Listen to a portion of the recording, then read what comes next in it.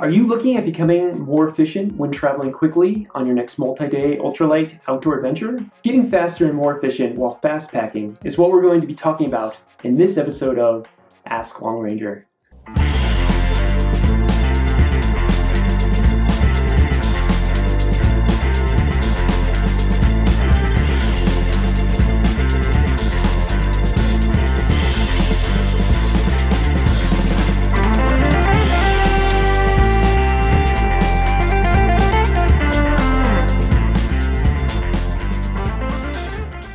Hi, I'm Justin Simoni, mountain runner, bike packer, and fast packer.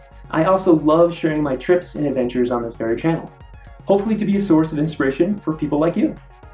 If you haven't already, please like this video and subscribe, and ding that bell to be notified of future content. It really helps me out. For the majority of my trips and adventures, I'm mountain running, moving as quickly as I can in mountainous terrain, all with a minimal amount of gear. I also go on multi-day trips, and then my mountain running transforms into what's called fast packing. The goal is simply efficient all-day movement over long distances. I'm not carrying all the heavy gear to comfortably hang out in a tent in a camp for long periods of time. I'm just bringing enough to get some rest when I'm not moving. I will be carrying additional gear in the form of an ultralight overnight sleep system, additional food, and perhaps some additional clothes and personal items. In this video, we'll be going over both training techniques that can help us move fast as we can during our fast packs, as well as some ways we can practice to optimize our time on our trip. I'll be introducing a workout called weighted carries, which we'll modify so that we can use it for both. And as a bonus, I'll go over some more tips and techniques to get you moving as fast as possible on your next fast packing adventure. We'll be going over a lot of content, so strap in. If you want to jump around, use the chapters provided. First, the training. So first off, standard disclaimer, I'm not your coach, and what I'll be talking about are just my ideas and opinions. Use them only for your own inspiration for designing your own training program.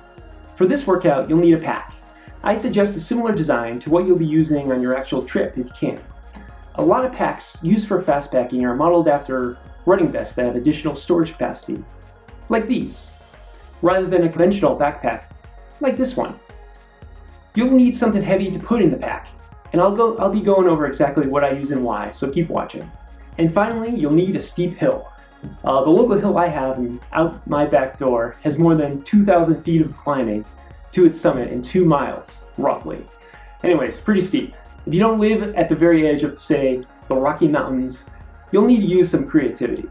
And that's it for gear we'll need. Now, the workout. We're going to be hiking up steep hills with an additional load in our pack. This will closely approximate the added weight and thus additional exertion we'll experience when doing the actual fast pack. And this will get us ready for our trip. Yep, it's that simple, but of course the devil is in the details. Runners like me are often surprised that something like backpacking fitness is different than running fitness, and even that one can train for this difference. Runners may think that the type of training they do will automatically transfer over to moving quickly with an added load. And this sometimes turns into some future humble pie of the leap. Take it from me. I'm going to focus on weighted carries up steep hills, as that's the type of terrain my trips travel on. These hills are usually so steep I wouldn't be able to run them even without an additional load.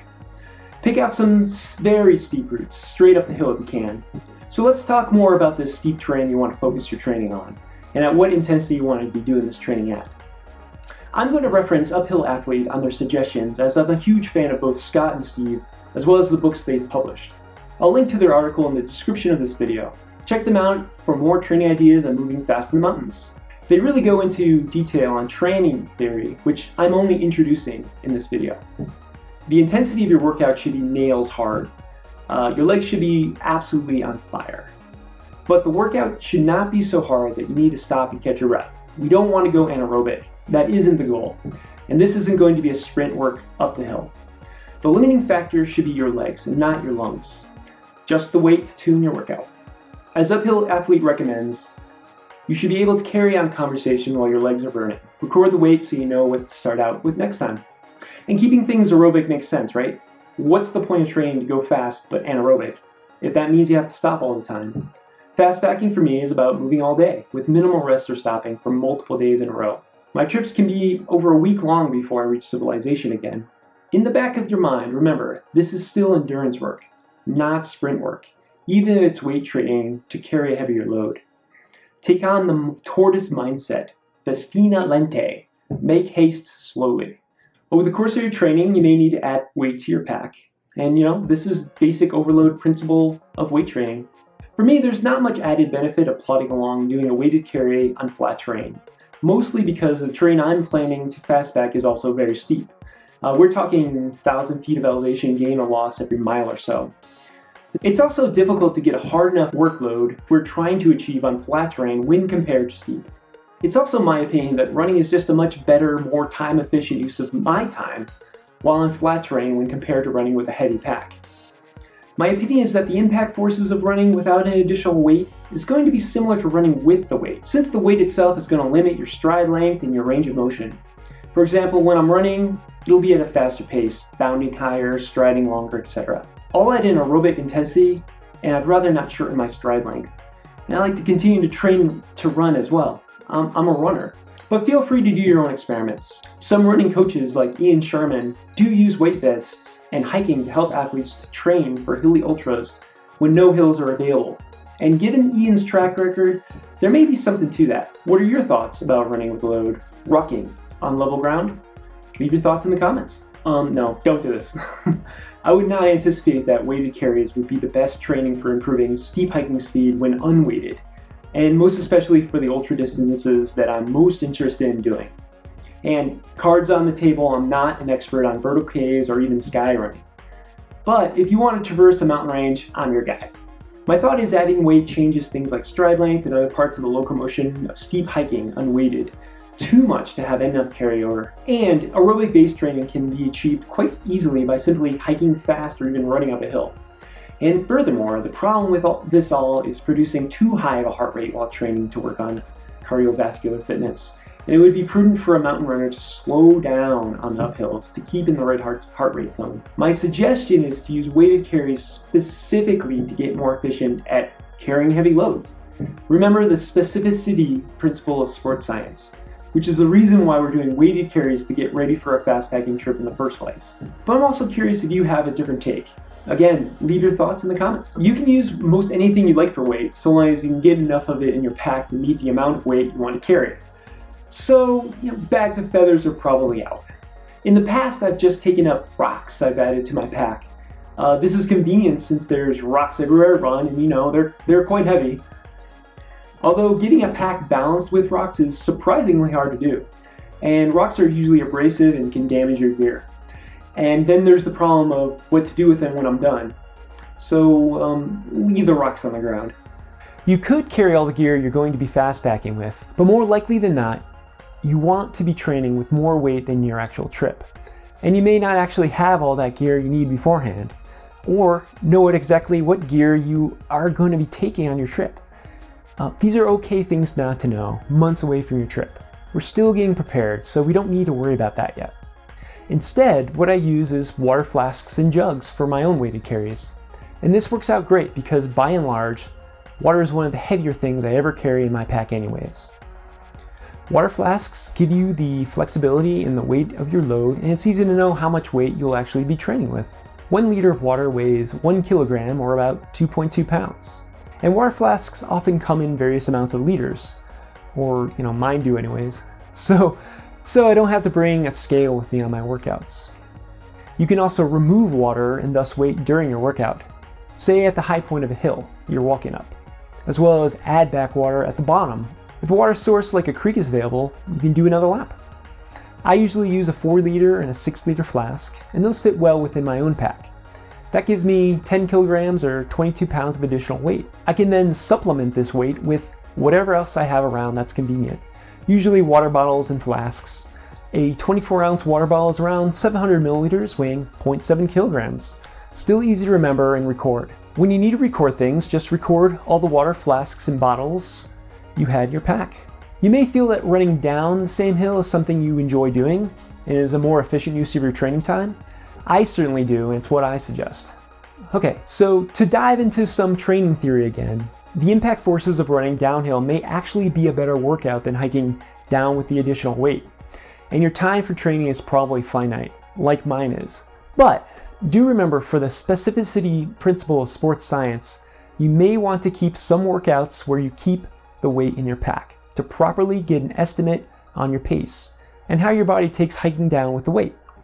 Remember, it can be surprising to discover where your weaknesses are in weighted carries. It's not always just your legs. Maybe it's on the downhill. Maybe it's in your core. Maybe it's in your upper body. I take this perspective. Weighted carries are a longer workout, and I find that I get the greatest bang for the buck to hike with the weight up and then run quickly down. Just be careful on the run down. The additional fatigue on your legs from the weighted carry may have an impact on your running form. I know I'm a little sloppier than I usually am, and the terrain I'm running on is already pretty technical. I'll be talking more about using weighted carries for practicing fastpacking rather than training for fastpacking later on in this video, so keep watching. For a trail runner or mountain runner, using weighted carries should be part of a periodization program for a specific goal. It's not something I would do as a structured part of your training early in your season or in your off season.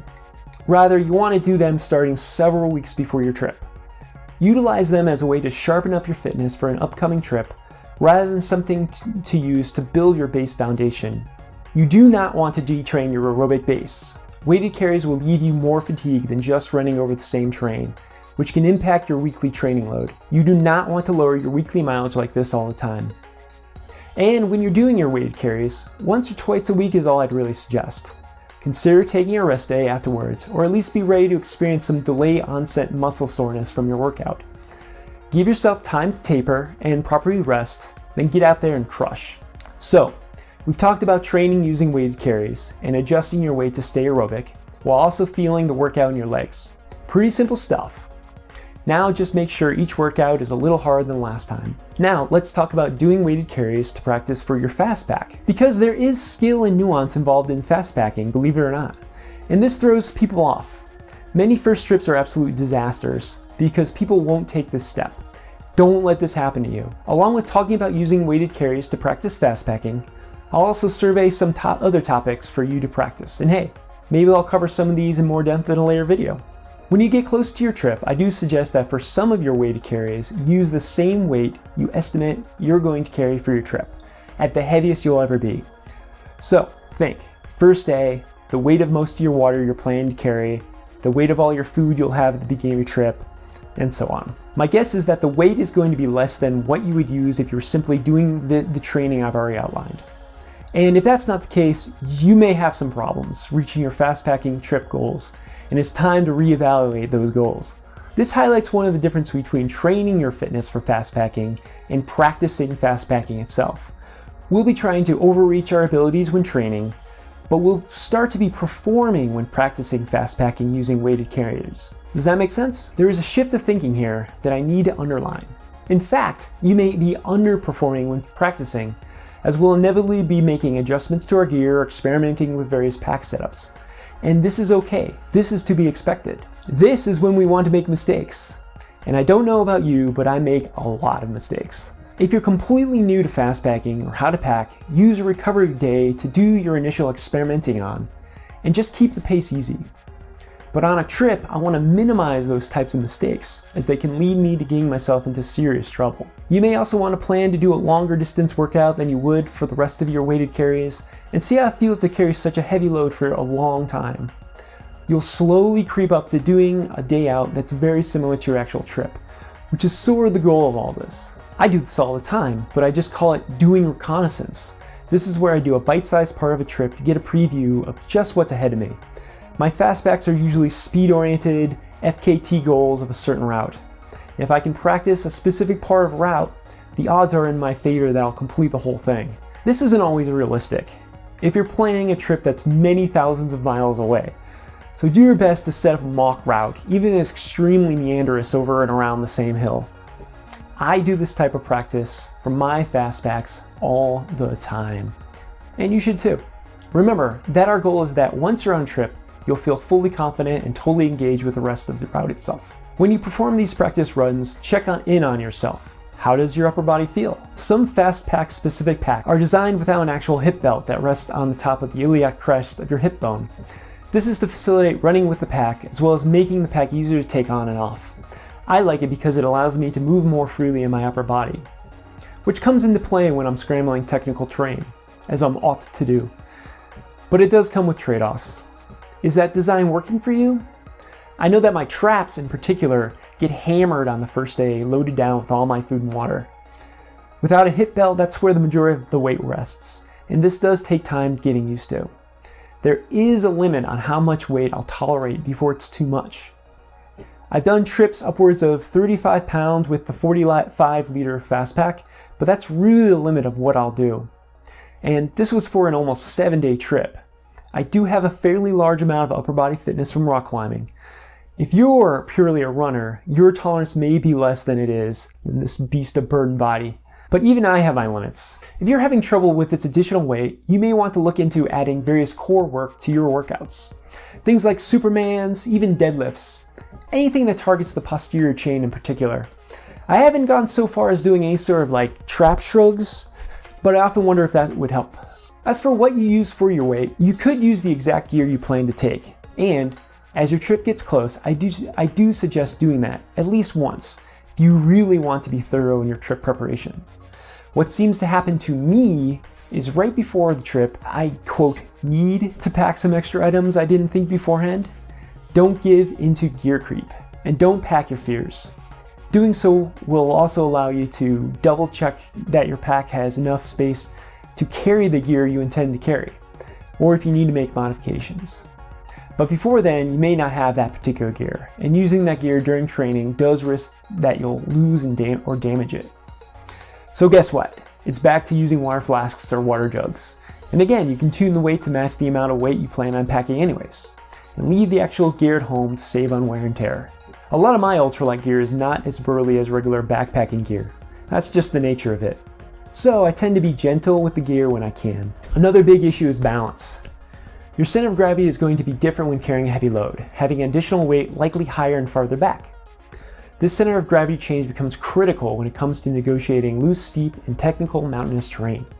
And you know what? A fundamental reason I fastpack is because I can take on this terrain that would be unrealistic to do so with an extra 20 pounds. So, ask yourself, will I even be comfortable handling this type of terrain with an additional load? Or would it be prudent to adjust the route?